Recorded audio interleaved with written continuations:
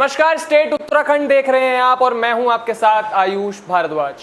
उत्तराखंड में इस वक्त सियासी घमासान मचा हुआ है। दरअसल बीजेपी दफ्तर के बाहर एक पोस्टर लगा है जिसको लेकर प्रदेश भर में आम आदमी पार्टी बवाल मचा रही है। इसी क्रम में आम आदमी पार्टी के प्रदेश उपाध्यक्ष अमित जोशी ने बीजेपी दफ्तर के बाहर धामी सरकार के मुफ्त बिजली के पोस्टर को लेकर बीजेपी पर जमकर निशाना साधा है। बीजेपी प्रदेश कार्यालय के बाहर 100 यूनिट बिजली मुफ्त देने के धामी सरकार के पोस्टर चस्पा हुए हैं। पोस्टर को लेकर प्रदेश उपाध्यक्ष ने कहा कि बीजेपी के नेता रंग बदलने में मास्टर हैं। बिजली मंत्री हरक सिंह रावत ने 100 यूनिट बिजली फ्री देने की बात की थी, जबकि उस समय सीएम धामी ने इस बात पर सहमति नहीं जताई थी। अब तक बीजेपी सरकार ने फ्री बिजली की दिशा में कोई कदम नहीं उठाया, जबकि जनता को बरगलाने के लिए पार्टी कार्यालय के बाहर धामी सरकार ने मुफ्त बिजली देने के पोस्टर लगवा दिए। उन्होंने कहा कि आप पार्टी शुरुआत से ही इस बात की वकालत करती आई है कि उत्तराखंड वासियों को उनके मौलिक अधिकारों के अंतर्गत जल, जंगल और जमीनों पर हक मिलना चाहिए।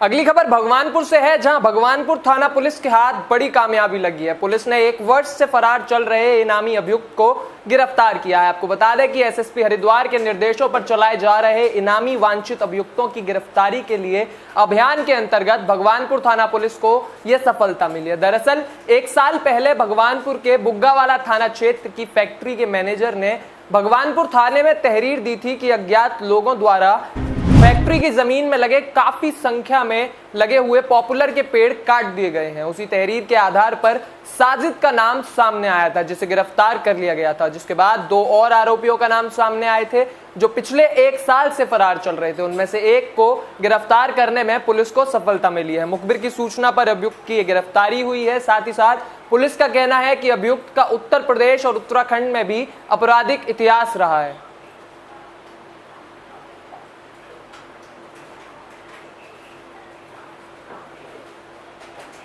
379 में एक चोरी का मुकदमा लिखा गया है जो पॉपुलर पेड़ का चोरी में, उसमें एक अभियुक्त वांछित चल रहा था। उनका नाम है वासिम। उसका जो हमारा भगवानपुर पुलिस ने जो है आज गिरफ्तार करके हम जेल भेज रहे हैं। इनका ऊपर 1500 रुपये का इनामी था। अभी हमारा पुलिस महानिदेशक महोदय का आदेश के अनुसार जो है जो ऑपरेशन क्राइम ड्राइव जो हमारे जिले भर चल रहे हैं, इसमें हमारा एसपी देहात का नेतृत्व में देहात में टीम गठित करे। विभिन्न सब इंस्पेक्टर को हमने टास्किंग दे रखा है, उसमें हमें ये सफलता मिली है आज। और दूसरा सफलता जो है थाना सिविल लाइन रुड़की का जो है 2002 का एक एक्सीडेंट केस का एक वांछित था संजय कुमार पुत्र सत्य प्रकाश मुजफ्फरनगर का रहने वाले हैं। ये 19 साल तक जो अपना आइडेंटिटी बदल कर जो है एक मासिक पत्रिका का संपादक बना के ये ऋषिकेश में रह रहा था। उनको हमने गिरफ्तार करके उनका ऊपर रामनगर के ढेला गांव से एक किंग कोबरा पकड़ा गया। दरअसल वन क्षेत्र होने के कारण यहां अक्सर जंगली जीव रिहायशी इलाकों में घुस आते हैं। ऐसा ही एक वाकया तब हुआ जब मैदान में खेलते बच्चों को किंग कोबरा दिखाई दिया। जानकारी मिलते ही गांव भर में हड़कंप मच गया, जिसके बाद सूचना मिलते ही आनन फानन में मौके पर पहुंची वन विभाग की टीम ने किंग कोबरा को कड़ी मशक्कत के बाद पकड़कर जंगल में छोड़ दिया। गनीमत यह रही कि किसी भी तरह की कोई अप्रिय घटना होने से पहले ही 14 फीट लंबे इस कोबरा को पकड़कर जंगल में छोड़ दिया गया।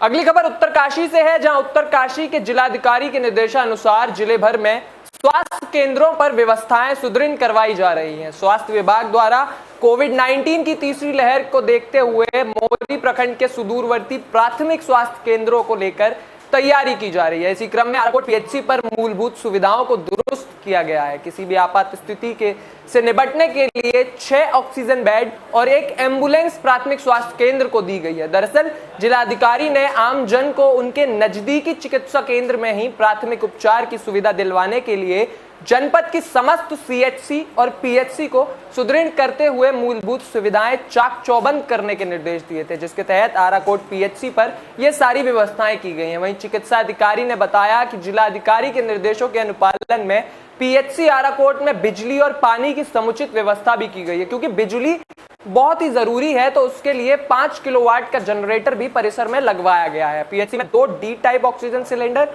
और 6 ऑक्सीजन कंसंट्रेटर के अतिरिक्त चिकित्सीय उपकरण के साथ ही फर्नीचर इत्यादि की पर्याप्त व्यवस्था सुनिश्चित की गई है।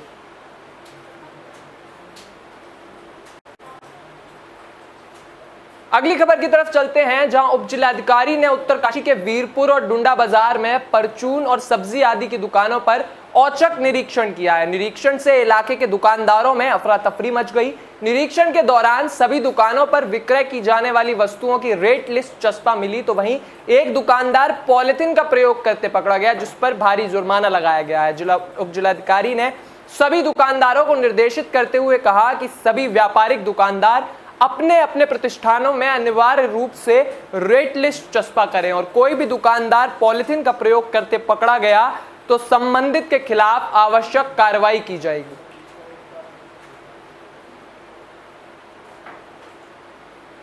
अगली खबर की तरफ चलते हैं, जहां 2022 विधानसभा चुनाव को लेकर सभी पार्टियों ने कमर कस ली है। हर पार्टी लोगों के बीच जाकर अपनी छवि बना रही है, तो दूसरी ओर कार्यकर्ता को जोर शोर से काम करने के लिए प्रेरित भी कर रही है। इसी क्रम में नेता प्रतिपक्ष प्रीतम सिंह नरेंद्र नगर पहुंचे, जहां पर कांग्रेसियों ने उनका फूलमाला पहनाकर गाजे बाजे के साथ भव्य स्वागत किया। कार्यकर्ताओं संग बैठक के बाद नेता प्रतिपक्ष मीडिया से मुखातिब हुए। मीडिया से बात करते हुए नेता प्रतिपक्ष ने केंद्र और प्रदेश की धामी सरकार पर जमकर निशाना साधा। प्रीतम सिंह ने कहा कि डबल इंजन की सरकार ने लोगों से किए सभी वादों को तोड़ा है, जिससे जनता में काफी नाराजगी देखने को मिल रही है और जनता 22 के चुनावों का इंतजार कर रही है। जनता अपना पूरा आशीर्वाद कांग्रेस को देगी और हम प्रदेश में एक अच्छी और सच्ची सरकार बनाएंगे। इस मौके पर कांग्रेस पदाधिकारियों सहित सैकड़ों कार्यकर्ता मौजूद रहे। चुनाव को लेकर के पूरी तरीके से तैयार है। जो हालात हैं, जो स्थितियां हैं, वो आपके सामने है। आज हर वर्ग जो है सड़क पर उतर करके संघर्ष करने का काम कर रहा है।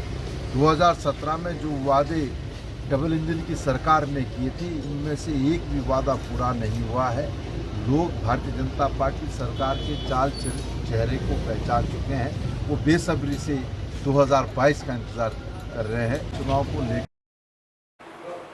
बुलेटिन की आखिरी खबर की तरफ चलते हैं, जहां उत्तरकाशी से 30 किलोमीटर दूर लोनथ्रू गांव में गंगा नदियों के बीच बाणासुर महादेव का प्राचीन मंदिर स्थित है। इस मंदिर से कई अनसुलझी कहानियां जुड़ी हैं, तो वहीं कई रहस्य हैं जो अब तक खुल नहीं पाए हैं। मंदिर तक जाने का रास्ता बहुत चुनौतीपूर्ण है, जहां गंगा नदी के किनारे पर खड़ी चढ़ाई के ऊपर यह मंदिर बना हुआ है। स्थानीय लोगों का कहना है कि सालों पहले श्री कृष्ण के प्रकोप से बचने के लिए राक्षस राज बाणासुर ने इसी जगह पर शिवलिंग की स्थापना कर कठोर तप किया था, जिसके बाद भगवान शंकर ने उन्हें कृष्ण से बचाया था। तभी से यह जगह बाणासुर मंदिर के नाम से प्रसिद्ध हो गई है और हर सावन में भक्त यहां दुग्धाभिषेक के लिए पहुंचते हैं। साथ ही साथ लोगों का कहना है कि यहां बाणासुर भी आज भी पूजा करने आते हैं और भक्त भगवान भोले पर जो दूध चढ़ाते हैं वो गायब होकर कहीं दूर जाकर निकलता है। यह रहस्य आज भी अनसुलझा है कि आखिर भगवान पर चढ़ने वाला दूध पहाड़ की चोटी से नीचे कैसे आ जाता है। भगवान बाणेश्वर राजा बलि का लड़का है और भगवान बाणेश्वर ने जो है मतलब शंकर की तपस्या की थी और शंकर ने वरदान दिया था कि आप काशी से 14 किलोमीटर दूर अब बायणा ग्राम में बाणेश्वर के नाम से आपकी पूजा होगी।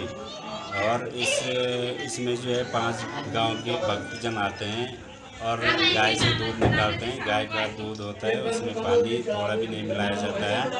भगवान बाणेश्वर की दूध अभिषेक रुद्राभिषेक के द्वारा भगवान बाणेश्वर की पूजा होती है।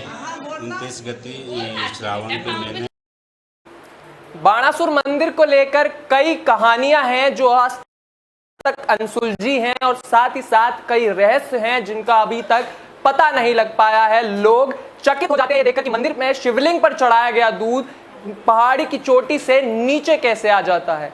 ऐसी ही तमाम खबरों के लिए जुड़े रहिए हमारे साथ। नमस्कार।